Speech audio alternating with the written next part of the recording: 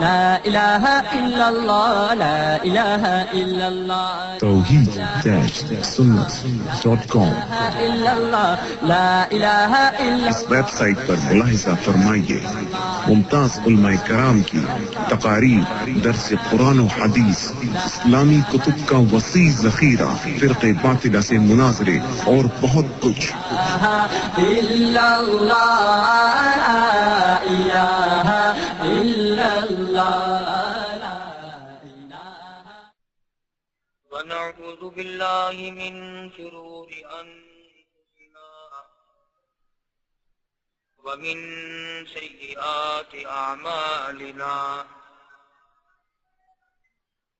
من يهده الله فلا مضل له ومن يضلله فلا هادي له ونشهد أن لا إله إلا الله وحده لا شريك له ونشهد أن سيدنا وسندنا ونبينا وشفيعنا وهادينا ومرشدنا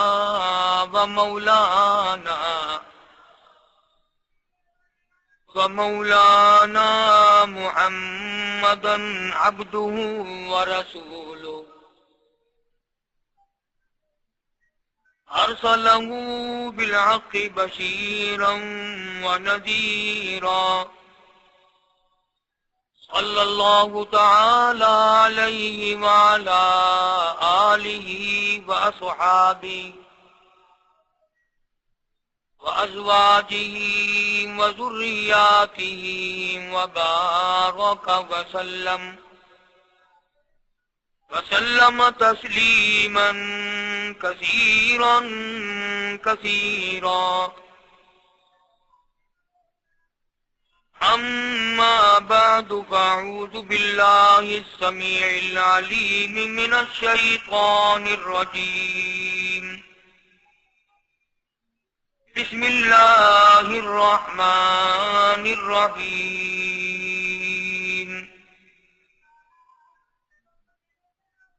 إن الذين آمنوا وعملوا الصالحات لهم جنات تجري من تحتها الأنهار ذلك الفوز الكبير.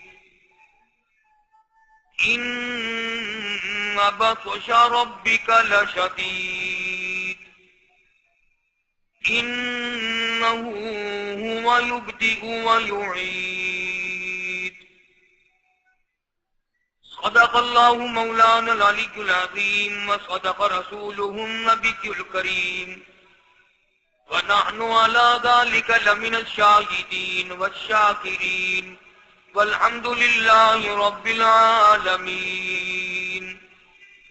اللهم صل على محمد وعلى آل محمد كما صليت على إبراهيم وعلى آل إبراهيم إنك حميد مجيد. اللهم بارك على محمد وعلى آل محمد كما باركت على إبراهيم وعلى آل إبراهيم إنك حميد مجيد. تیار کردہ سید اسلامی کالکشن کا مدنی جامع مسجد بھاولپور روڈ ملتان. گزشتہ کئی جمعوں سے حضور اکرم صلی اللہ علیہ وسلم کی سیرت طیبہ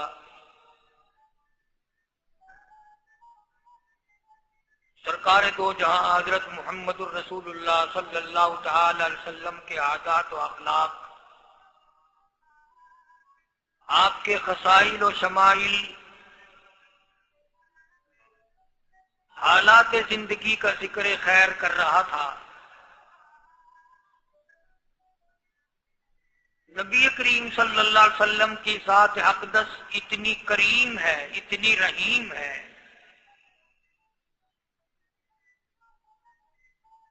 اللہ پاک نے قرآن کریم میں فرما دیا کہ مومنین کے لیے میرا محبوب بڑا رؤوف ہے، بڑا رحیم ہے۔ امت کے حالات کو دیکھ کر جلدی برداشتہ، دل برداشتہ نہیں ہو جاتے۔ بڑے سے بڑے وقت میں بھی سرکار مدینہ صلی اللہ تعالی علیہ وسلم نہ گھبرائے۔ امت کے بعد لوگوں کو یہ حصہ ملتا ہے اور بعض کو نہیں۔ اللہ تعالی ہم سب کو وسیع الظرف ہونے کی توفیق عطا فرمائے اور مزاج میں تحمل اور بردباری کی اللہ پاک ہم سب کو توفیق عطا فرمائے۔ ہے مسئلہ بڑا مشکل۔ اپنے مخالف کو دیکھ کر کے یہ بات کہہ دینا کہ میں نے تجھے معاف کر دیا، یہ بہت بڑی بات ہے۔ جنہوں نے رات دن دکھ دیے ہوں، راستوں میں کانٹے بچھائے ہوں، وہ عورت جو ہر روز کوڑا کرکٹ مٹی اکٹھا کر کے اور ٹوکری بھر کے کوٹھے پر بیٹھ جاتی تھی، سرکار مدینہ صلی اللہ علیہ وسلم کا انتظار کرتی تھی، حضرت کو دیکھ کر سر کے اوپر پھینکتی تھی۔ آپ اپنے سر مبارک کو جھاڑ کر گزر جاتے، کبھی سر اٹھا کے دیکھا نہیں یہ پھینکنے والا کون ہے۔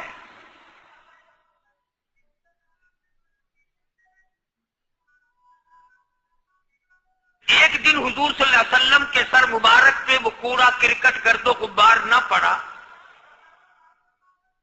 تو آپ نے پتہ لگایا کہ یہ کون ہے جس کا آج وظیفہ بند ہو گیا، آج وہ کوڑا پھینکنے والی کہاں گئی؟ تو پتہ چلا کہ بیمار ہے۔ قربان جاؤں، مدنی کریم صلی اللہ علیہ وسلم اس کے گھر تشریف لے گئے۔ اس کی بچیوں نے جب حضور کو دیکھا تو وہ خوف زدہ ہو گئی کہ یہ تو وہ ہے جن کے سر پر ہماری اماں ہر دن کوڑا پھینکتی ہے۔ گھر میں آج مرد بھی کوئی نہیں، نہ جانے کیا بنے گی۔ ان بچیوں نے شور مچایا، امی امی امی، وہ آ گئے جن کے سر پہ کوڑا پھینکتی ہو۔ وہ بھی گھبرائی کہ نہ جانے آج کیا ہوگا، مگر سرکار مدینہ صلی اللہ تعالی علیہ وسلم نے آگے بڑھ کر کے فرمایا، مائی میں نے سنا ہے تو بیمار ہے، میں تیری بیمار پرسی کے لیے آیا ہوں، کوئی کام ہو دوا کا، دارو کا، خدمت کا مجھے بتا، میں کرنے کے لیے تیار ہوں۔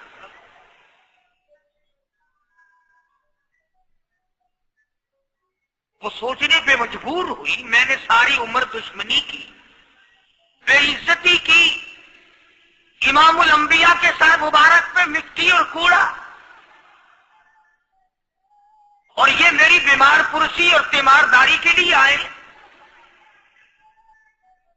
بس کھڑی ہو گئی اور کہنے لگی، کالی کملی والے اب دیر نہ لگا، جلدی کر کلمہ پڑھا، ایسا نہ ہو مخالفت اور دشمنی پہ دم نکل جائے۔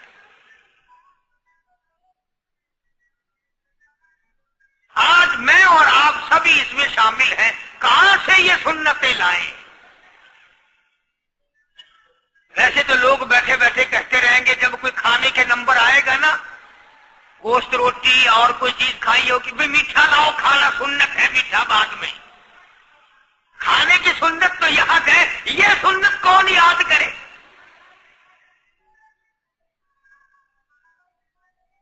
شادی کے بارے میں کہہ دیتے ہیں جی سنت ہے، سنت ادا ہونی چاہیے، مطلب کی سنتیں بڑی یاد آتی ہیں ہم سب کے۔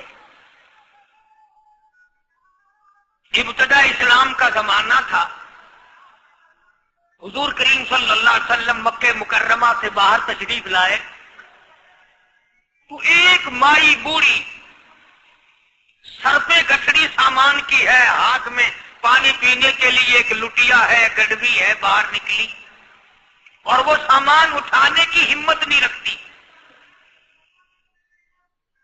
سرکار دو عالم صلی اللہ تعالی علیہ وسلم نے پوچھا مائی کدھر کا ارادہ ہے؟ اس نے اتنی بڑی بڑی گالیاں نکالی اور کہنے لگی مکے میں جادوگر آ گیا، میرے گھر میں جادو پھیل گیا، میری نوح مسلمان ہو گئی، میرا بیٹا مسلمان ہو گیا، اس نبی کے جال میں پھنس گیا، میں تو اس کے جادو سے بچ کر اپنے ایمان کو بچانے کے لیے فلانے دیہات میں چلی ہوں۔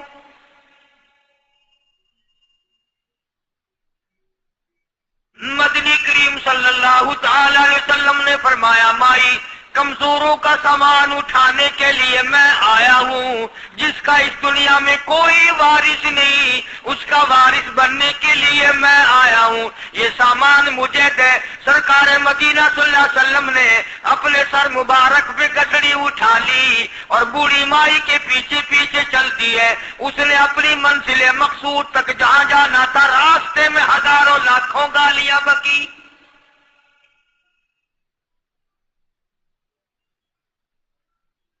میرے گھر کا بیڑا غرق کر دیا، میرے گھر میں دین نیا پھیلا دیا، جادو پھیلا دیا، نئی نئی چیزیں آ گئی، پرانا دین ختم کر دیا، میرے گھر کی رسوائی ہو گئی، میں اپنا ایمان بچانے کے لیے آئی ہوں۔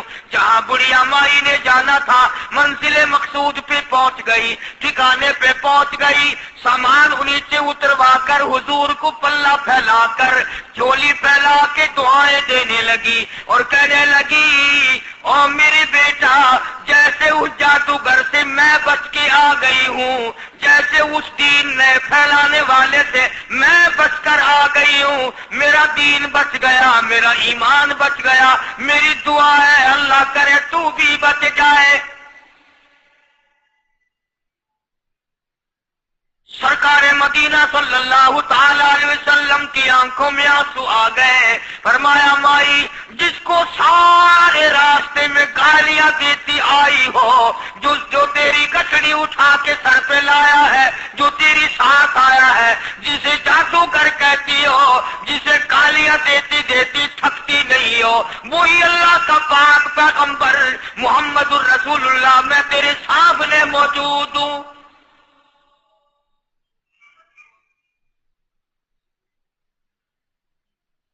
اٹھ کھڑی ہوئی، حضرت کے قدموں پہ گر پڑی اور کہنے لگی اگر تو وہ نبی ہے تو میں اشہد ان لا الہ الا اللہ واشہد ان محمد رسول اللہ، کلمہ پکار اٹھی۔ آج کہاں یہ چیزیں ملیں گی؟ اور اگر آپ لوگ تلاش بھی کرتے ہیں تو صرف مولویوں کے لیے، یہ اخلاق مولویوں کے اندر ہونا چاہیے، کردار مولویوں کے اندر ہونا چاہیے، پاک دامنی مولویوں کے اندر ہونی چاہیے، سچائی اور سچ بولنا صرف مولویوں کے لیے ہونا چاہیے، باقی لوگ سارے لانتی ہو کے مرنے چاہیے جھوٹ بول بول کے۔ اور خدا کا دروازہ تو سب کے لیے برابر ہے۔ یہ تمہیں کس نے تعلیم دی کہ سچ بولے تو مولوی، اور حلال کھائے تو مولوی، اور پاک دامن رہے تو مولوی، زنا سے بچے تو مولوی، قتل سے بچے، تمہارے لیے سب کو جائز ہے۔ یہ ایک ذہن ہے پوری دنیا کے مسلمانوں کا کہ جی ہم تو عوام ہیں، ہمارا کیا ہے۔ مدنی کریم صلی اللہ علیہ وسلم کا دین بادشاہ کے لیے، وزیر کے لیے، پیر اور فقیر کے لیے، ایک مزدور اور ایک عام آدمی کے لیے، سب کے لیے اللہ کا دین برابر ہے۔ اس میں کسی کی لحاظ نہیں کہ بھئی اس کا تو یوں کر دیا جائے چلو کوئی بات نہیں، وہاں کوئی بات نہیں تو مسئلہ ہی نہیں۔ جتنے سانس لے رہے ہو، جتنے بھی سانس آ جا رہے ہیں، تمام ایک ایک سانس کا حساب و کتاب ہوگا۔ اسی لیے تو بزرگ فرماتے ہیں کہ ہر وقت اور ہر لمحہ موت کو اپنے سامنے رکھو، تیاری رکھو ہر وقت، جب بلاوا آئے کہ میں ابھی تیار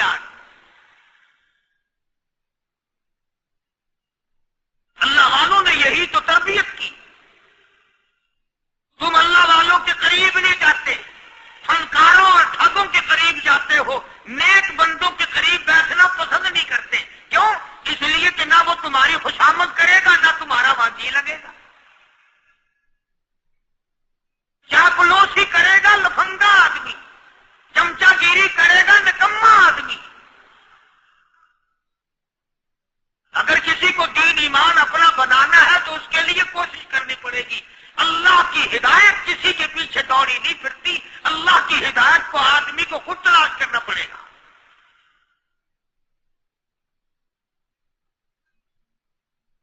خدا کا جہنم اور خدا کی جنت دونوں چیزیں اس نے بنا دی اور اعلان کر دیا، فمن شاء فلیؤمن ومن شاء فلیکفر، جس کا دل چاہے ایمان اپناؤ، جس کا دل چاہے کفر اپناؤ، خدا کی خدائی میں کوئی فرق نہیں آتا۔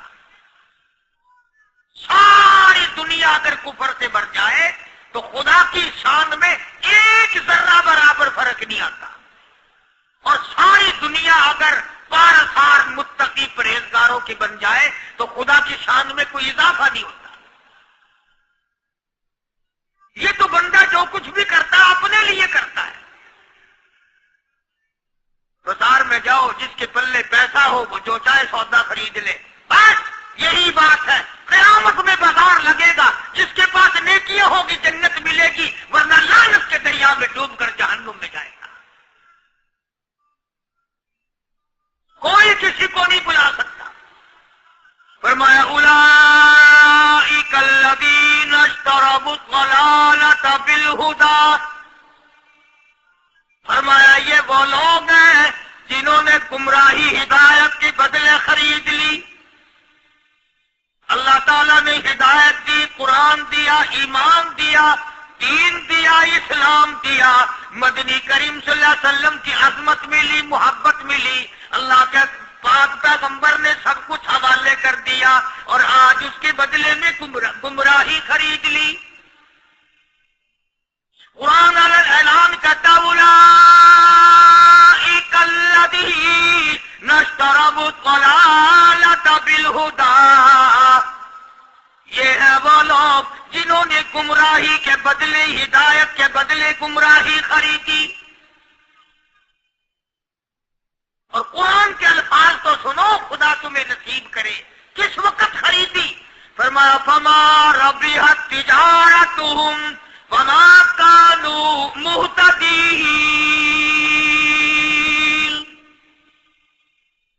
ہدایت ملنے کے بعد، مسلمان کے گھر میں پیدا ہونے کے بعد، مسلمان کہلانے کے بعد، ایماندار کہلانے کے بعد، اتنی بدعملی، اتنی بدتمیزی، اتنا گناہ کیا کہ مرتے وقت ادھر دمڑی چلا، ادھر جہنم میں پھینک دیا گیا۔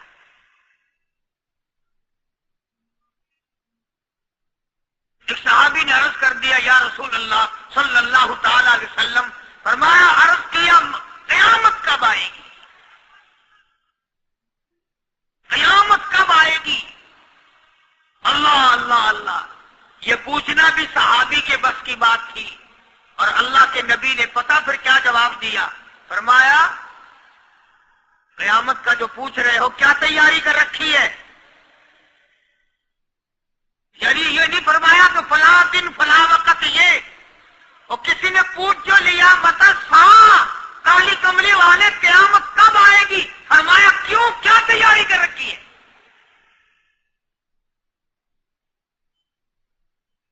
وہ بھی شاگرد کالی کملی والے کا تھا صلی اللہ علیہ وسلم، پوچھ تو بیٹھا،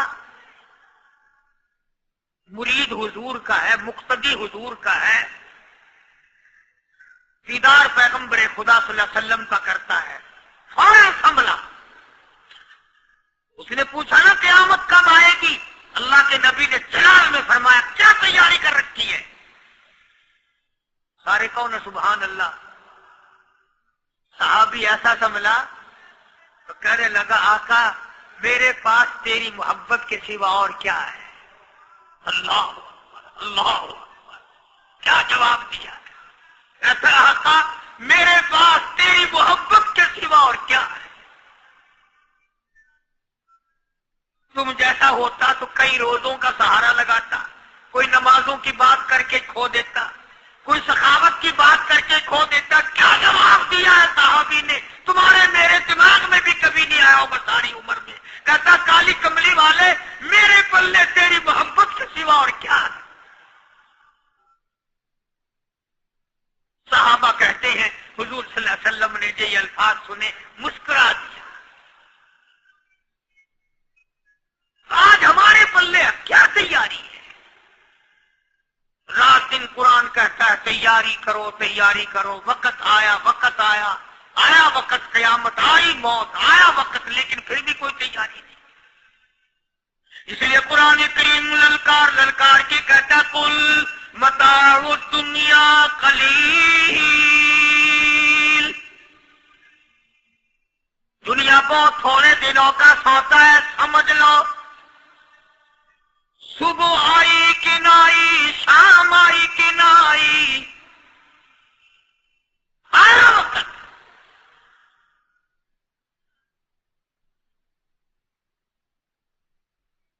قرآن کریم نے ہر ممکن طریقے سے مسلمانوں کی تمام زندگی کے شعبہ جات کو پورا کرنے کے لیے لاہ عمل دیا۔ میں ایک رخ آپ کو آج دینا چاہتا تھا، اور وہ یہ کہ نبی پاک صلی اللہ تعالی علیہ وسلم نے اس امت کے سامنے کس قسم کے نمونے نہیں رکھے۔ اخلاق و کردار میں سے کون سی بات حضور صلی اللہ علیہ وسلم نے چھوڑی؟ ہم اپنا پیٹ پہلے بھرتے ہیں، دوسرے کے لیے اگر سوچتے بھی ہیں تو وہ بھی بعد میں۔ یہاں معاملہ کچھ اور ہے۔ غزوہ خندق کا زمانہ ہے، مسلمانوں پہ بڑی تنگی اور بڑی پریشانی کا وقت ہے، یہاں تک کہ صحابہ کرام رضوان اللہ تعالی علیہم اجمعین کی جماعت کہتی ہے کہ حضور صلی اللہ علیہ وسلم کو صحابہ کرام نے دیکھا، ایک صحابی آپ کے سامنے حضور کے سامنے آیا اور اس نے اپنا کرتا اپنے پیٹ سے اٹھایا، اس نے بھوک کی وجہ سے اپنے پیٹ پہ ایک پتھر باندھا ہوا تھا، صحابہ کرام دیکھ رہے تھے، اس کے دیکھتے دیکھتے امام الانبیاء محبوب کبریا حضرت محمد مصطفیٰ صلی اللہ تعالی علیہ وسلم نے رحمت والے ہاتھوں سے جب اپنا کرتا اٹھایا، صحابہ کرام کی آنکھوں نے دیکھا حضور کے پیٹ پہ 2 پتھر بندھے ہوئے تھے۔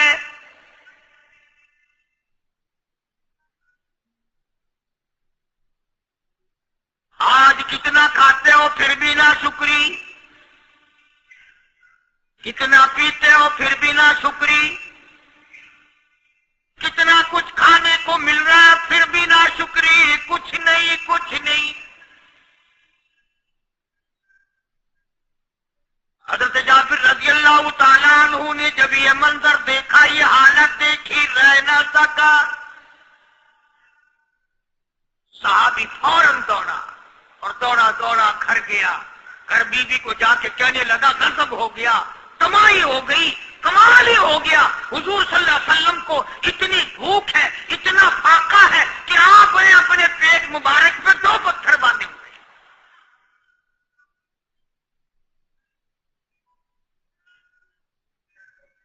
بیوی کہنے لگی جلدی جا کر کے حضور صلی اللہ علیہ وسلم کی دعوت کراؤ، ہم کھانا کھلائیں گے، یہ 2 شیر ہوں 1.5 شیر ہوں، یہ جاؤ ہے، یہ بکری کا بچہ ہے، ہم اسے ذبح کرتے ہیں، بہت جلدی تیار کرتے ہیں، میں ان کو پیستی ہوں اور تم جاؤ جا کے دعوت کا کہہ آؤ۔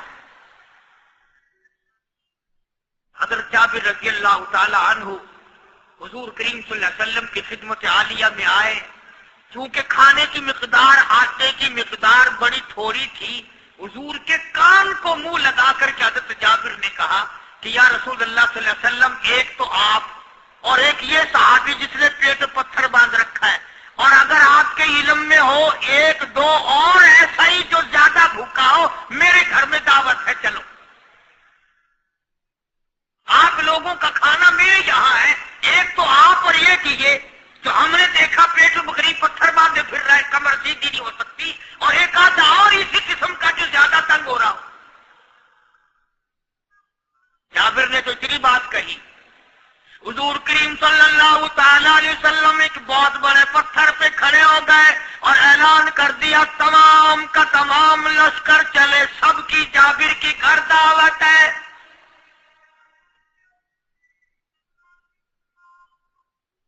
سارے کا سارا لشکر چلے، ساری فوج، بلکہ اعلان کر دیا چلو سارا مدینہ چلے۔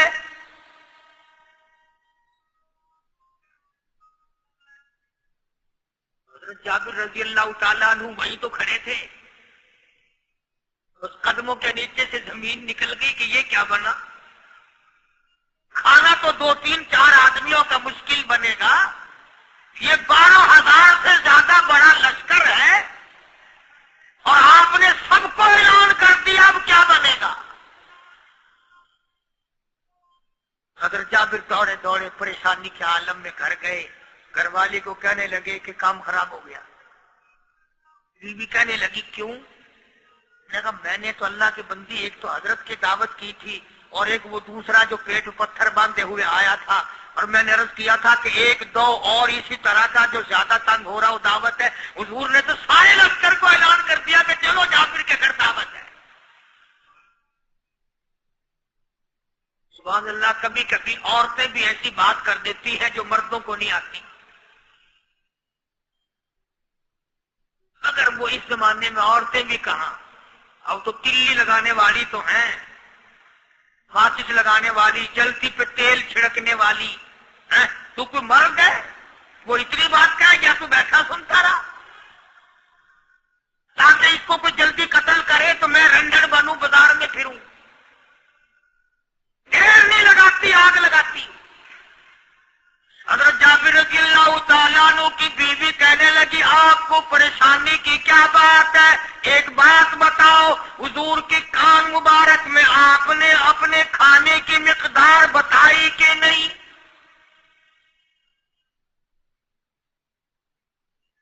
جو حضور صلی اللہ علیہ وسلم کی دعوت کی تھی کھانا بتایا تھا. میں نے تو بتا دیا تھا کہ تھوڑے سے جو ہے اور 1 بکری کا بچہ, میں نے بتا دیا تھا. تو کہنے لگی آپ پریشان کیوں ہوں اور میں پریشان کیوں ہوں؟ لانے والا جانے, کھلانے والا جانے.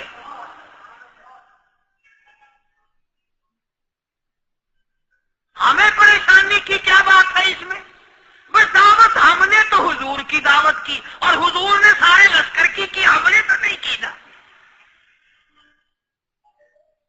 اب حضور صلی اللہ تعالی علیہ وسلم نے دعوت فرمائی ہے اور وہ خود ہی جانے اور ان کا خدا جانے. آپ تشریف لے آئے, کھانے کی مقدار کا تو پتا تھا. آپ نے فرمایا کہ وہ ہنڈیا جو ہے اس کو کھولنا مت, اور وہ جو آٹا ہے جب تک میں نہ آؤں پکانا شروع مت کیجو. آپ نے اپنا لعاب مبارک آٹے میں بھی ملا دیا اور ہنڈیا میں بھی ڈال دیا. اس کے بعد پکانا اور کھلانا شروع کیا گیا. علماء کرام نے لکھا 12,000 کا لشکر بھی کھا گیا, کھانا جتنا تھا اتنا ہی باقی. سارے کا سارا لشکر کھا گیا, سارا مدینہ کھا گیا.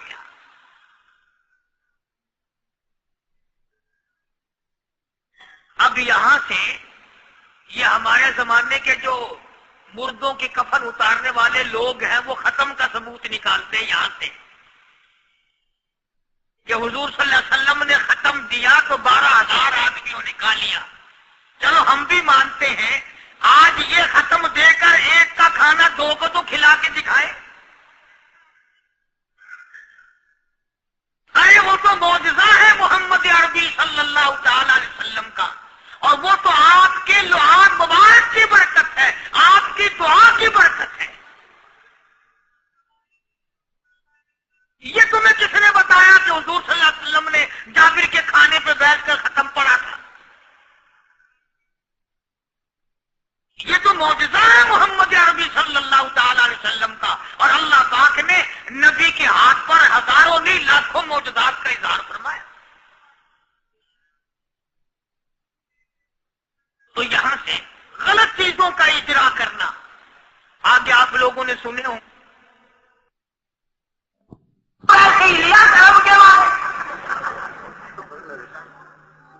اگر مقصد تو ادھر ہی پہنچانا ہے. اگلے دن میں ملتان شہر میں چوک بازار سے گزرتا ہوا ایک کفن والے کی دکان پہ کھڑا ہو گیا. میں نے کہا یار آج کل کیا بھاؤ ہے؟ کہنے لگا کس بات کا؟ میں نے کہا کفن کا. کہنے لگا کہ کئی قسمیں ہیں. میں نے کہا یہ بھی کوئی جہیز ہے؟ قسمیں؟ کہنے لگا جی ہاں کئی قسم ہے, کئی 100 روپے کا بھی ہے, سستا بھی ہے. میں نے کہا وہ کس اعتبار سے؟ کہ کپڑے کے اعتبار سے. میں نے کہا ہر ہمارا کپڑا بھی لوگ ڈالتے ہیں. تو کہنے لگا یہ جتنے بڑے بڑے امیر لوگ ہیں نا یہ سب سے سستا کفن لے جاتے ہیں، جتنے بڑے بڑے ہیں، بلکہ اس نے میرے ہاتھ میں کپڑا دیا یوں ہی مٹی چھن جائے۔ میں بڑا خوش ہوا، میں نے کہا جتنے بڑے بڑے امیر لوگ ہیں نا ان کو ایسا ہی کفن۔ اور پھر وہ ختم ہو گئے، پھر حضور تشریف لائے اور انہوں نے ان دونوں بچوں کو مردوں کو چھپا کے رکھ دیا۔ پھر آپ نے فرمایا وہ بچے کہاں ہیں؟ اور انہوں نے کہا کہ وہ تو سوئے ہوئے ہیں، کہ جب تک ان کو لاؤ گے نہیں اس وقت تک ہم کھاؤیں گے نہیں۔ جب بچوں کو لایا اور پھر وہ ختم ہو گئے، پھر حضور تشریف لائے اور انہوں نے ان دونوں بچوں کو مردوں کو چھپا کے رکھ دیا۔ پھر آپ نے فرمایا وہ بچے کہاں ہیں؟ اور انہوں نے کہا کہ وہ تو سوئے ہوئے ہیں، کہ جب تک ان کو لاؤ گے نہیں اس وقت تک ہم کھاؤیں گے نہیں۔ جب بچوں کو لایا گیا تو مردے تھے، حضور نے بچوں کو فرمایا تم زندہ ہو جاؤ۔ وہ کہنے لگے جب تک ہماری بکری کا بچہ زندہ نہ ہو ہم زندہ نہیں ہوتے۔ وہ ہڈیاں جوڑی، حضور نے بکری زندہ کری جب وہ بچے کھڑے ہوئے۔ قرآن پھانسی دیتا ہے، افسانہ بنا کر پیش کرو نا وہ بڑا جلدی مانتے ہیں۔ امام الانبیاء محبوب کبریا حضرت محمد مصطفیٰ صلی اللہ تعالی علیہ وسلم کا قرآن کریم نے اسی جنگ میں اسی جہاد میں ایک واقعہ پیش فرما دیا۔ اس واقعے سے پہلے پتہ کیا ہوا؟ حضرات صحابہ کرام رضوان اللہ تعالی علیہ مجمعین کے ہاتھوں سرکار دو عالم صلی اللہ علیہ وسلم بھی ساتھ تھے، کافروں کا ایک بہت بڑا بہادر پہلوان مارا گیا۔ یہ جو غزوہ خندق ہے جس کو غزوہ احزاب کہتے ہیں، قرآن میں ذکر ہے اس کا، ویسے کوئی بات بنا کے نہیں کہہ رہا ہوں، یعنی یوں سمجھو اب میں سورت احزاب کے تیسرے رکوع کا آخری آیتوں کا ترجمہ کر رہا ہوں۔ اور یہ اتنا مشکل وقت پڑا تھا صحابہ پہ، ایک تو گرمی سخت تھی اور چاروں طرف سے جن یہودیوں نے عہد و پیمان کر رکھا تھا حضور صلی اللہ علیہ وسلم سے انہوں نے بدعہدی کر دی۔ وہ سارے کے سارے صحابہ پہ یکدم ٹوٹ پڑے۔ صحابہ بیچ میں آ گئے میدان میں، نہ پانی نہ کھانا نہ روٹی نہ جوتی نہ کپڑا نہ اسلحہ نہ لینا نہ دینا، بلکہ یوں لکھا علماء نے کئی دن ہو گئے پانی کی بوند نہ ملی، اور صحابہ کھا کر کے گر گئے اور شہید پہ شہید ہو گئے۔ لیکن قربان جاؤں یہ قرآن اللہ کا تمہارے سامنے آج بھی موجود ہے، کسے پڑھ کے دیکھو۔ کبھی کسی صحابی نے ایسے وقت میں بھی یہ بات نہ کہی نبی صلی اللہ علیہ وسلم کو، یوں بھی تو نہیں کہا کہ اللہ کے نبی پہلے کچھ تیاری تو کیا کرو، یوں ہی خام خواہ کے مرا دیتے ہو بندے، پہلے موقع تو دیکھا کریں آپ ہو کیا رہا ہے، یوں ہی لوگ بھوکے پیاسے مر گئے۔ نہیں، اتنی ثابت قدمی اور اتنا ایمان تھا، اتنا جذبہ تھا، حضور کی ذات پر اتنا یقین تھا صحابہ کو کہ آج اس دنیا میں جتنا یقین ایک صحابی کو تھا اربوں خربوں مسلمان مل کر بھی ایک صحابی کے برابر یقین پیدا نہیں کر سکتے۔ تو جب حضور صلی اللہ علیہ وسلم کے دیوانوں اور پروانوں اور مستانوں کے ہاتھوں کافروں کا ایک بہادر پہلوان مارا گیا اور لاش تھی مسلمانوں کے پاس، تو وہ کافر کہنے لگے کہ تم ہمارے بہادر کی لاش دے دو، ہم تمہیں 10,000 روپیہ دیں گے۔ اب ان کے پاس تو روپے کی کمی نہیں تھی اور یہ مسکین بھوکے اور فاقے تھے، اگر یہ یوں کہتے کہ نہیں بھی ہم تو 20,000 لیں گے تو وہ دے دیتے، ان کے پاس کمی نہیں تھی اور انہیں ضرورت تھی، کپڑا لے لیتے، کھانا لے لیتے، پریشانی دور کر لیتے، جنگ کا سامان بنا لیتے۔ مگر مدنی کریم صلی اللہ تعالی علیہ وسلم کے سامنے جب یہ بات رکھی کہ 10,000 روپیہ ہم دیتے ہیں، ہمارے بہادر کی لاش دے دو، حضور نے فرما دیا جاؤ اپنے بہادر کی لاش مفت میں لے جاؤ، ہم مردوں کی قیمت کھانے والے نہیں۔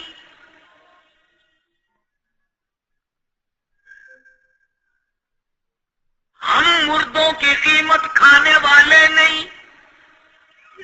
جب حضور صلی اللہ علیہ وسلم کی زبان مبارک سے یہ بات نکلی، اللہ کا دریائے کرم جوش میں آیا. فرمایا وَكَفَ اللَّهُ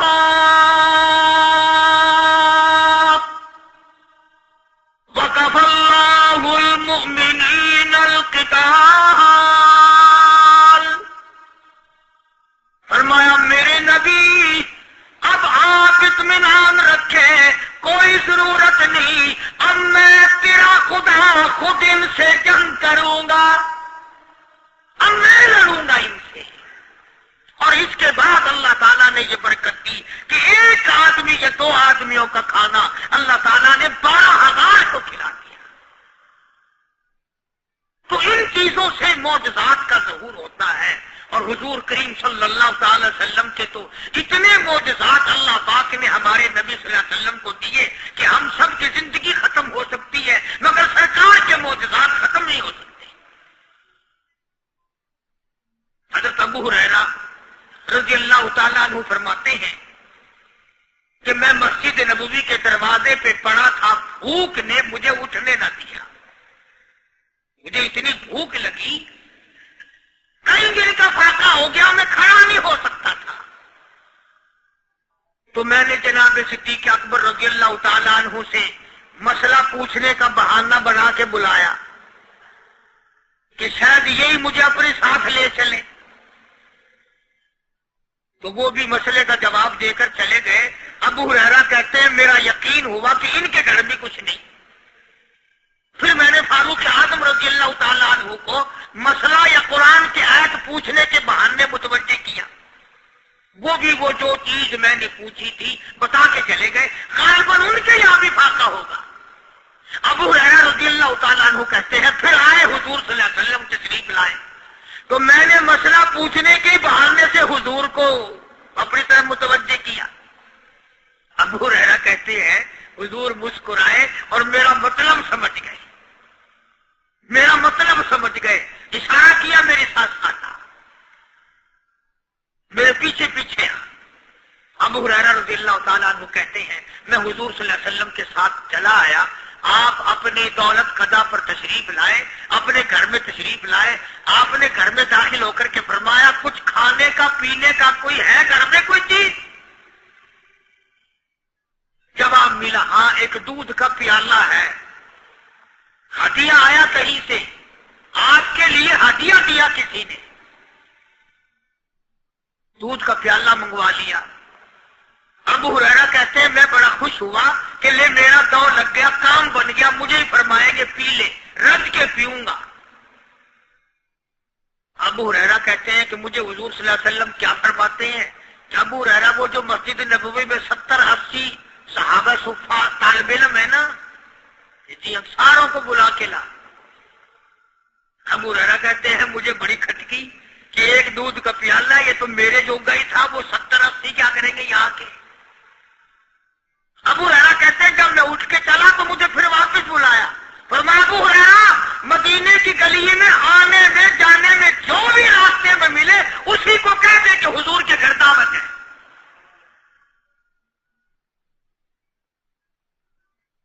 ابو ہریرہ کہتا ہے کہ میں اقرار بھی میں نے کرنا ہی تھا کہ جی ہاں کہوں گا، پر دل میں بھی سوچ رہا ہوں کہ ہے تو ایک ہی پیالہ.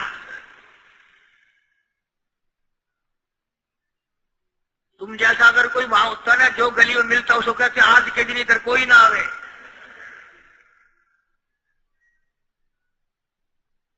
وہ تو صحابہ تھے نا، اشاروں پہ جان دیتے تھے. راستے میں جو بھی ملا، دکاندار ملا ویسا ملا، سب کو کہہ دیا.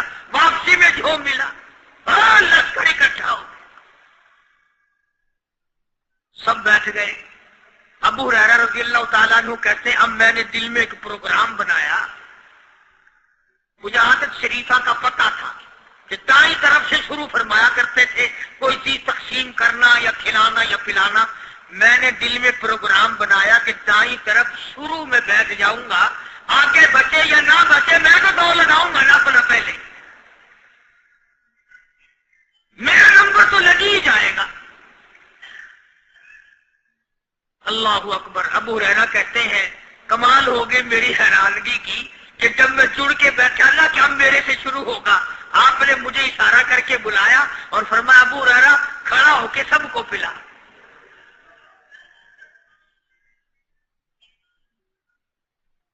حضرت ابو ہریرہ رضی اللہ تعالیٰ عنہ کہتے میری تسلی ہو گئی کہ بس اب تو مجھے مل گیا، اور میرا نمبر بعد میں آنا کیسے بچے گا۔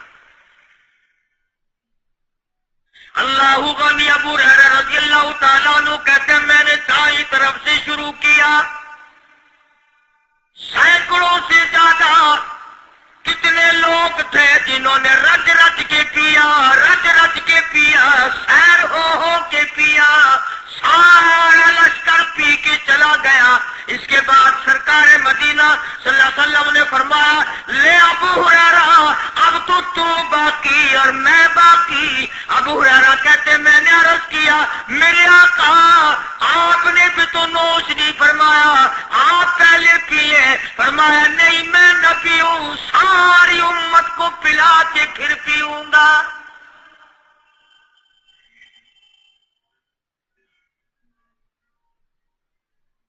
ابو ہریرہ رضی اللہ تعالیٰ عنہ فرماتے ہیں میں نے 3 سانس لے کر کے لمبا لمبا سانس لے کر میں نے رج رج کے پیا اور پیالے میں جھانک بھی رہا تھا۔ ابو ہریرہ کہتے ہیں ایک قطرہ بھی کم نہیں ہوا۔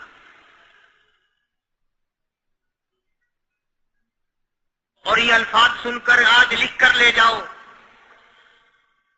ابو ہریرہ کہتے ہیں کہ سب کو پلانے کے بعد پھر حضور صلی اللہ علیہ وسلم نے پیا، نوش فرمایا۔ یعنی آج اتنے لوگوں کا جھوٹا کون پیتا ہے؟ کسی افسر کو تو پلا کے دیکھنا، چلو افسر تو دنیا دار ہیں، کسی ماننے ہوئے پیر کو تو پہلے سارے مرید پی کر کسی پیر کو تو دیکھنا گلاس پیالنا اور مارے گا پھینک کے۔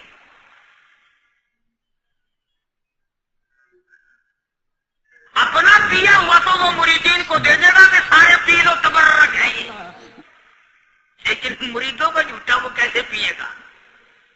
اللہ غنی۔ اور یہ امام الانبیاء سرکار دو جہاں شہنشاہ کائنات حضرت محمد الرسول اللہ صلی اللہ تعالی علیہ وسلم کا نرالا اخلاق ہے، نرالا کردار ہے، نرالی عادت ہے، نرالی طبیعت اور مزاج اللہ پاک نے دیا ہے۔ خدا کی قسم اگر حضور کی دعا نہ ہوتی آج ہم لوگ یا کتے ہوتے یا خنزیر ہوتے یا بندر بن گئے ہوتے۔ آج اس محبوب کی دعا کے صدقے میں تم انسانیت اور آدمی کے روپ میں پھرتے، ورنہ خدا کا قرآن گواہ ہے شام کو آدمی سوئے صبح کو اٹھے تو کتے بن گئے، شام کو آدمی سوئے صبح کو اٹھے تو بندر بن گئے۔ آج کون سا گناہ ہم لوگوں نے نہیں کیا ہوا؟ جھوٹ نہیں بولتے، شراب نوشی نہیں کرتے، بدکاری نہیں کرتے، کیا نہیں کرتے ہم؟ جناب مدنی کریم صلی اللہ تعالی علیہ وسلم نے سر بسجود ہو کر کے دعا مانگی، الہی او میرے پروردگار، او میرے مالک بے نیاز۔ آواز آئی جی میرے محبوب، عرض کیا الہی میری امت کی شکل نہ بدلے، قیامت میں حساب و کتاب ہو جائے۔ آواز آئی ہم نے منظور کر لیا، پھر دعا مانگی الہی میری امت پہ یکدم قحط کا عذاب نہ آئے، بھوک کا عذاب نہ آئے، پیاس کا عذاب نہ آئے۔ وما کان اللہ لیعذبہم وانت فیہم وما کان اللہ معذبہم وہم یستغفرون۔ میرے محبوب جب تک آپ ان لوگوں میں ہیں میرا وعدہ رہا میں کوئی عذاب ان کو نہیں دوں گا۔ حضور صلی اللہ علیہ وسلم ساری رات رویا کرتے تھے، الہی میں نہیں، میرے نام لیوا جتنے ہیں میں تو سب کے لیے دعا کرتا ہوں۔ آج اس نبی کی دعا کی قدر نہیں کرتے، تم نمازوں کی پرواہ نہیں کرتے، حرام و حلال کی پرواہ نہیں کرتے۔ نوجوانوں ہم نے کتنی جوانی خاک میں ملتی دیکھی، ہمیں بڑے بڑے کریئر جوانوں کے جنازے اٹھتے دیکھے، کس ہوا میں ہو۔ اب بھی وقت ہے کہ توبہ کر کے آدمی جائے اور اپنی گناہوں پہ ندامت کے آنسو بہائے اور نماز کا پابندی سے حساب و کتاب کر کے نماز پڑھے، روزے کی پابندی کرے، صبح و شام اللہ سے پناہ مانگے۔ میرا عرض کرنے کا مطلب یہ تھا کہ حضور کریم صلی اللہ علیہ وسلم کے معجزات بڑے بے شمار ہیں اور امت کے افراد بھی کوئی کمی نہیں ہے، تو ہم سب کو چاہیے کہ ہم قدردانی کریں اور اپنے آپ کو آخرت کے لیے جس قدر ممکن ہو سکے تیاری کریں۔ آج کل بڑی رات ہے، سویرے اٹھو، کم سے کم صبح و شام ہر آدمی ایک تسبیح درود شریف کی، ایک تسبیح استغفار کی اور ایک تسبیح تیسرے کلمے کی، یہ تو کم سے کم ہو ہی جائے۔ بکواس کرتے سو جاتے ہیں، بکواس کرتے اٹھ جاتے ہیں، بھلا ہے کوئی زندگی کا معاملہ؟ اللہ سے معافی مانگتا سو جا اور معافی مانگتا اٹھ جا، خدا کی قسم اللہ کا دریائے کرم جوش میں آئے گا۔ تو یہ ساری چیزیں میں نے لیے عرض کی، تو وقت پورا کرنے والا حساب نہیں کہ نہ جانے کس کو توبہ کی توفیق ہو جائے۔ کم سے کم ان 3 تسبیحوں کو ہر مرد عورت لازمی پکڑ لے۔ ایک تسبیح درود شریف کی، ایک تسبیح سبحان اللہ والحمدللہ ولا الہ الا اللہ واللہ اکبر ولا حول ولا قوت الا باللہ العلی العظیم، اور ایک تسبیح استغفر اللہ الذی لا الہ الا هو الحی القیوم واتوب الیہ، یا استغفر اللہ ربی من کل ذنب واتوب الیہ، اور ایک تسبیح درود شریف کی اللہم صلی علی سیدنا مولانا محمد وعلی آل سیدنا مولانا محمد مبارک وسلم وصلی علیہ۔ جب ایک مرتبہ درود بندہ پڑھے گا 10 بار اللہ کی رحمت آئے گی، 10 گناہ معاف ہوں گے، 10 درجے بلند ہوں گے، 10 خطائیں معاف کر دی جائیں گی، تو کتنا بڑا اجر ہے۔ خصوصاً بوڑھوں کو چاہیے کہ وہ گپوں میں اپنا وقت خراب نہ کرے۔ خدا کی قسم قبر میں جانے کے بعد تجھے ایک سانس کی مہلت نہ ملے۔ اللہ پاک عمل کی توفیق عطا فرمائے۔ وآخر دعوانا الحمدللہ رب العالمین۔ اللہم صلی وسلم وبارک علی سیدنا مولانا محمد وعلی آل سیدنا مولانا محمد مبارک وسلم وصلی علیہ۔ ہماری بستی میں ہی ہماری ہمشیرہ لگتی تھی، پرسوں انتقال کر گئی۔ کل بچوں نے قرآن کریم پڑھا، صبح میں نے بھی پڑھا۔ اللہ تعالیٰ اس کلام کا ثواب حضور صلی اللہ علیہ وسلم کے طفیل مرحومہ کو پہنچا دے۔ یا اللہ جتنے بھی مسلمان مرد عورت قبروں میں چلے گئے، یا اللہ سب کی خطاؤں گناہوں کو معاف فرما، سب کی تمام برائیوں کو مٹا کر ان کی قبروں کے معاملات کو آسان فرما۔ یا اللہ ہم سب کو اپنے فضل و کرم سے جنت عطا فرما، دوزخ سے ہم سب پناہ مانگتے ہیں، ہم سب کی حفاظت فرما۔ یا اللہ ہمیں اور ہماری اولاد کو نیک اور نمازی بنا۔ یا اللہ پریشانیوں کو دور فرما، جو بیمار ہیں سب کو شفا کاملہ عطا فرما۔ صوفی عبد الغفار کوئی بتا رہے ہیں بیمار ہے، اللہ پاک شفا کاملہ عطا فرمائے۔ مولانا محمد اسحاق صاحب کراچی والے بتلا رہے ہیں کوئی بیمار ہے، اللہ پاک شفا کاملہ عطا فرمائے۔ یہ سلیمان اس کا پوتا بیمار ہے، اللہ پاک شفا دے۔ یہ سرفراز خان باولپور سے آ کے کہتا ہے کہ اس کی والدہ کے لیے، بچوں کے لیے، گھر بار کے لیے دعا کرو، اللہ پاک سب کو تندرستی صحت عطا فرمائے۔ اکبر خان ہے وہاں باولپور میں، اللہ تعالیٰ اس کی پریشانیوں کو دور فرمائے۔ دلدار صاحب ہیں کوئی ساتھی، اللہ تعالیٰ ان کو بھی صحت کاملہ عطا فرمائے۔ جتنے بھی مریض ہیں گھروں میں ہوں، اسپتالوں میں ہوں، دور ہوں نزدیک ہوں، ہمیں انہوں نے کہا ہو یا نہ کہا ہو، یا اللہ سب کو شفا عطا فرما۔ حاجی رشید صاحب مدینہ گلاس فیکٹری والے پرانے میرے خدمت گزاروں میں سے ہیں، اللہ پاک شفا کاملہ عاجلہ مستمر عطا فرما۔ اور جتنے بھی دور کے نزدیک کے ہمارے خدمت گزار ہیں، دوست ہیں، احباب ہیں، اس مسجد کے خدمت گزار، مدرسے کے خدمت گزار، اللہ پاک سب کے مال و جان برکت عطا فرما اور اس مسجد کو پائے تکمیل تک پہنچا، اور اس میں امداد اور تعاون کرنے والوں کو اللہ پاک لاکھوں گنا برکت عطا فرمائے۔ بنانے والوں کو یا اللہ بنا دے، اس کا انتظام کرنے والوں کا جنت میں انتظام فرما۔ یا اللہ ہم سب کی قبروں کو روشن فرما۔ یا اللہ ہم سب کو راستہ پل صراط کا آسان فرما۔ یا اللہ قبر کی تباہی سے ہم سب کی حفاظت فرما، ہم سب کو دین اور اسلام کا فکر کرنے والا بنا۔ یا اللہ کلمے اور ایمان والی موت عطا فرما، سارے ملک پہ اپنا کرم اور فضل فرما، ساری امت کی بخشش فرما۔ ربنا آتنا فی الدنیا حسنۃ وفی الآخرۃ حسنۃ وقنا عذاب النار۔ یہ محمد یاسین ہے سبزی والا، یہ بھی اس کے بھی گلے میں تکلیف ہے، کہتا تھا اللہ شفا کاملہ دے، کاروبار برکت عطا فرما۔ جتنے بھی آپ لوگ یا مرد عورتیں تشریف لائے ہوئے ہیں سردی میں، یا اللہ سب کی جھولیاں بھر دے، سب کی مرادوں کو پورا فرما، سب کی مشکلوں کو آسان فرما، سب کو صحت و تندرستی عطا فرما۔ جتنے بھی مسلمان ہیں یا اللہ سب کی عزت، آبرو، جان، مال، ایمان کی حفاظت فرما۔ یا اللہ شیطان کے شر سے بچا، ظالم کے ظلم سے بچا، حاسدوں اور فتنہ پردازوں سے ہم سب کی حفاظت فرما۔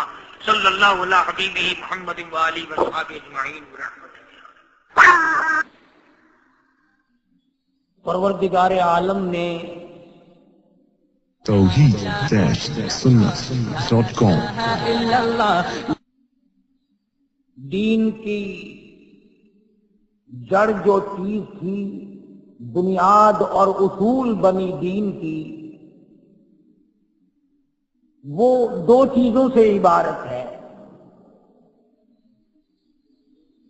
دین اور اسلام اور ایمان کی بنیاد دو چیزوں پر ہے، ایک اللہ کا قرآن ہے اور ایک نبی کا فرمان ہے۔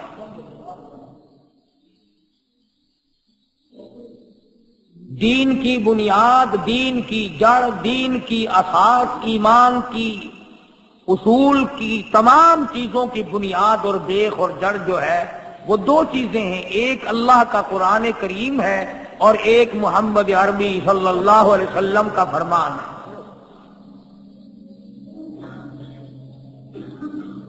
اتنی بات تو بڑی آسان ہے، سمجھ میں آ گئی۔ خدا کا قرآن سمجھ میں آ گیا، نبی کا فرمان سمجھ میں آ گیا، دین کی جڑ اور بنیاد یہ چیزیں ہیں۔ ان سے ہٹ کر جو کچھ بھی ہے وہ دین نہیں۔ اور اب تصویر کا دوسرا رخ دیکھو کہ خدا کا قرآن اور نبی کا فرمان، یہ دونوں کے دونوں چیزیں ہمیں کیسے معلوم ہوئی کہ یہ اللہ کا قرآن ہے؟ ہمیں کیسے پتا چلا کہ نبی نے یوں فرمایا تھا؟ نہ جبریل کو تم نے دیکھا، نہ ہم نے دیکھا، نہ حضور اکرم صلی اللہ علیہ وسلم کا تم نے دیدار کیا، نہ ہم نے زیارت کی۔ ہمارے سامنے قرآن نہیں اترا، ہمارے سامنے نبی نے حکم کوئی نہیں فرمایا، اس لیے کہ نہ ہم تھے، نہ ہمارے باپ دادا تھے، ہم میں سے کوئی تھا ہی نہیں۔ اب ایک سوال پیدا ہوتا ہے کہ یہ اللہ کا قرآن اور یہ نبی کا فرمان جو اسلام کی بنیاد ہے، یہ دونوں چیزیں ہمیں پہنچائی کس نے؟ بادشاہوں نے؟ نہیں۔ وزیروں نے؟ نہیں۔ سفیروں نے؟ نہیں۔ امیروں نے؟ نہیں۔ دولت مندوں نے؟ نہیں۔ قانون دانوں نے؟ نہیں۔ ججوں نے؟ نہیں، بلکہ مدنی کریم صلی اللہ علیہ وسلم کے یاروں نے پہنچائی۔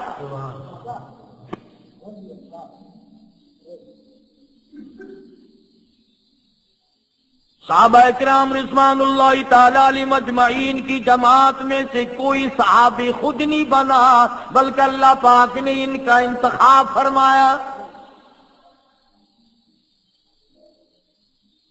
نبی کا صحابی خود کوئی بھی نہیں بنا، کوئی صحابیات میں سے، کوئی صحابہ کرام میں سے از خود نہیں بنا، اپنے نبی کے لیے معاون، مددگار، جانثار، وفادار، اچھے چن کر کے یار اللہ پاک نے اپنے محبوب کو دیے۔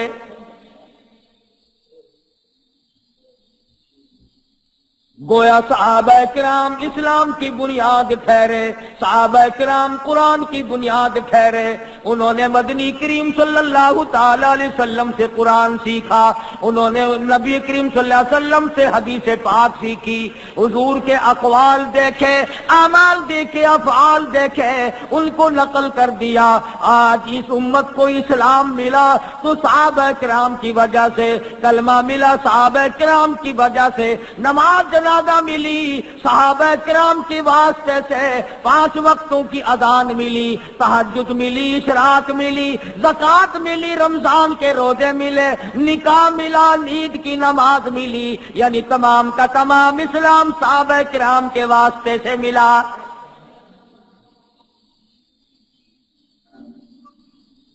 اب اگر ہم میں سے کوئی صحابہ کرام کا اعتبار نہیں کرتا، مدنی کریم صلی اللہ علیہ وسلم کے یاروں کا اعتبار نہیں کرتا، اس کا کلمہ صحیح نہیں، اس کا قرآن صحیح نہیں، اس کا رمضان صحیح نہیں، اس کا نکاح صحیح نہیں، اس کی شادی صحیح نہیں، اس کی نماز جنازہ صحیح نہیں، اس لیے صحابہ کرام پہ لازمی یقین کرنا پڑے گا۔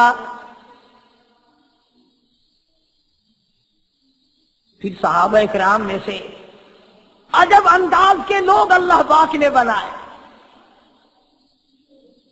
وہ جانثار بھی تھے، وہ وفادار بھی تھے، وہ سچے عاشق بھی تھے۔ ایک صحابی مدنی کریم صلی اللہ علیہ وسلم کی خدمت میں دیہات کے رہنے والا جٹ آدمی ہے، دیہات کا باشندہ عربی ہے، حضور کی خدمت میں سونے کی انگوٹھی پہن کر آ گیا، سونے کی مندری پہن کر آ گیا۔ آپ نے یوں سمجھ کر دیہات کا باشندہ ہے، غریب کو مسئلے کا پتہ نہیں، غریب کو میرے حکموں کا پتہ نہیں چلا، ہاتھ پکڑا اور سونے کی انگوٹھی نکال کر پھینک دی اور فرمایا تجھے علم ہونا چاہیے، سونا مردوں کے لیے پہننا حرام ہے۔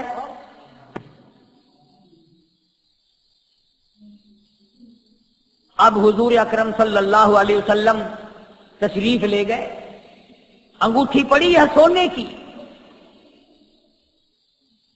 دھیان کرنا، صحابہ کرام کافی سارے دیکھ رہے تھے، قریب آئے اور فرمانے لگے کہ اٹھا لے، بیٹی کو دے دینا پہننا جائز ہے، بیوی کو دے دینا، بہن کو دے دینا، گھر میں دے دینا، عورتوں کے لیے سونا پہننا جائز ہے، اٹھا لے، بیچ کر پیسے بنا لے، کپڑا خرید لے اور کھانے پینے کا سامان لے لینا، یہ انگوٹھی اپنی اٹھا لے، آخر 2-4 ماسے کی ہوگی، کسی نہ کسی وزن کی بھی ہوگی، اور غربت کا زمانہ ہے، ضرورت کا زمانہ ہے۔ تمام صحابہ کہتے ہیں اٹھا لے، پر وہ نوجوان کہنے لگا قیامت آ سکتی ہے، میں اس سونے کی انگوٹھی کو نہیں اٹھاؤں گا۔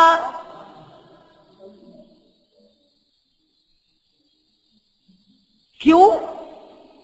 کہتا ہے جس سونے کو میرے آقا نے پھینک دیا میں اٹھا لوں، میری غلامی کس کام کی؟ چاہے میں پہننے کے لیے نہ اٹھاؤں، چاہے میں استعمال کرنے کے لیے نہ اٹھاؤں، آخر میرے آقا نے پھینک دیا ہو میں اٹھاؤں تو پھر میری غلامی کس بات کی؟ حالانکہ مسئلے کی بات تھی، صحابہ کرام نے مشورہ صحیح دیا، بات صحیح بتا دی، جو اس کے لیے اچھی تھی، کام کی بات تھی کہ اس کو بیچ سکتے ہو، خرید سکتے ہو، عورتوں کو پہنا سکتے ہو، اور کچھ زیور بنوا سکتے ہو، پیسے بنا سکتے ہو، کھانے پینے کا ساز و سامان خرید سکتے ہو۔ اس کا تقاضا یہ ہے، کہنے لگا میں تو اس اٹھانا تو درکنار رہا، آنکھ سے بھی دیکھنے کو تیار نہیں۔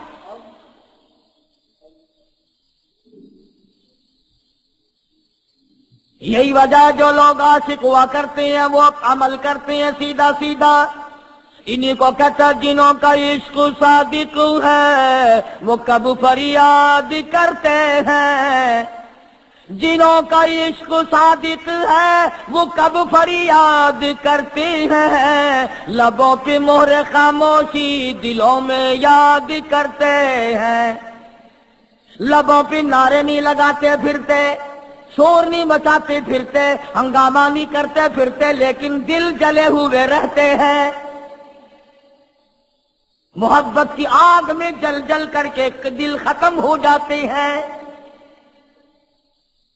انہیں اندازہ ہی نہیں ہوتا اس بات کا۔ یہ تو نبی کا عشق ہے، اگر ایک آدمی کے ساتھ عشق ہو جائے تو وہ بھی مولا ہو جاتا ہے۔ واقعات میں لکھا ہے کہ ایک آدمی نماز پڑھ رہا تھا، ایک آدمی نماز پڑھ رہا تھا، مجنوں آگے سے نکل گیا، کوئی صوفی آدمی تھا، نیت توڑ کے پکڑ لیا کہ میرے آگے سے کیوں نکلا، میرے آگے سے کیوں گزرا؟ مجنوں کہنے لگا تیری نماز ہی نہیں ہوئی، دوبارہ جا کے پڑھ۔ وہ کہنے لگا نکلا تو، نماز میری نہیں ہوئی، کیوں نہیں میری نماز ہوئی؟ آگے سے تو گزرا میرے سے، میری نماز کے آگے سے گزرا تو ہے، نماز میری نہیں ہوئی۔ کہنے لگا ہاں ہاں ایک بندے کے عشق میں مجھے تو نظر نہیں آیا اور تو خدا کی نماز پڑھ رہا تھا اور مجھے دیکھ لیا. تیری کیسی نماز ہے، کیسی بندگی کر رہا تھا کہ تجھے میں نظر آ گیا؟ دوبارہ پڑھ جا کے. اسی کو کہتا ہے کہ سرب سجود ہوں مگر عزم میں پختگی نہیں، سرب سجود ہوں مگر عزم میں پختگی نہیں، قائل بندگی تو ہوں قابل بندگی نہیں. سجدے کا مزہ، سجدے کا لطف، سجدے کا کیف، سجدے کی لذت ان سے جا کے پوچھو. نہ مسجد میں نہ بیت اللہ کی دیواروں کے سائے میں نماز عشق ادا ہوتی ہے تلواروں کے سائے میں. ان سے جا کے پوچھو جنہوں نے سجدے میں سر کٹا دیے کتنی لذت آئی، کتنی حلاوت ملی، کتنا مزہ آیا، کس قدر لطف اندوز ہوئے. توحید-سنت.com. مجنو کو کسی نے دیکھا زمین میں بیٹھا ہوا لکیریں نکال رہا ہے، انگلی سے کچھ لکھتا ہے، پھر لکھتا ہے، پھر لکھتا ہے،